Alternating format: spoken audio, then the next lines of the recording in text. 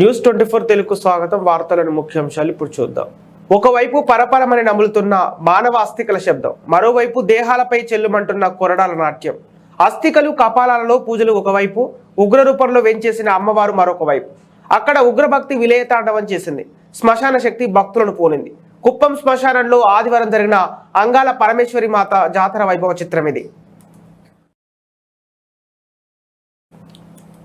తమిళ సాంప్రదాయం ప్రకారం మహాశివరాత్రి ముగిసాక వచ్చే అమావాస్య రోజున శ్మశాన కోళ్ళ జరుపుకుంటారు. అందులో భాగంగా కొత్తపేటలోని అంగాల పరమేశ్వరి మాతకు సాంప్రదాయం ప్రకారం బెస్త కులస్తులు పూజలు చేశారు. ఇక మాతా ఉత్సవ విగ్రహాన్ని ఊరేగింపుగా కుప్పం నడిబొడ్డున ఉన్న శ్మశానానికి మధ్యాహ్నం 12 గంటల సమయంలో తీసుకొచ్చారు. ఆంధ్రతో పాటు తమిళనాడు, కర్ణాటక రాష్ట్రాల నుంచి భక్తులు తండోపతండాలుగా ఇక్కడికి చేరుకున్నారు.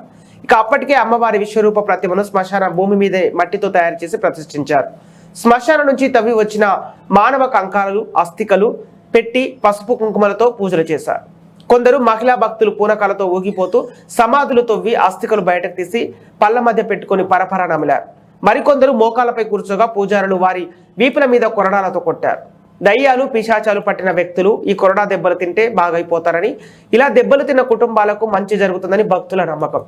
చివరకు అంగాల పరమేశ్వరి జాతర తుది ఘట్టంలో అమ్మవారి ప్రతిమ నుంచి భక్తులు మట్టిని సేకరించారు.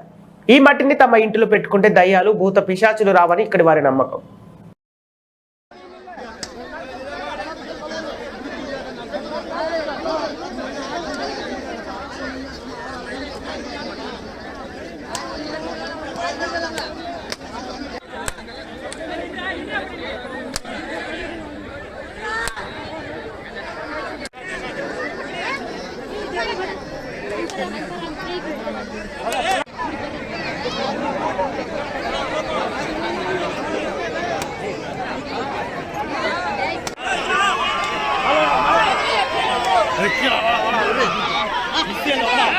你卸了吧！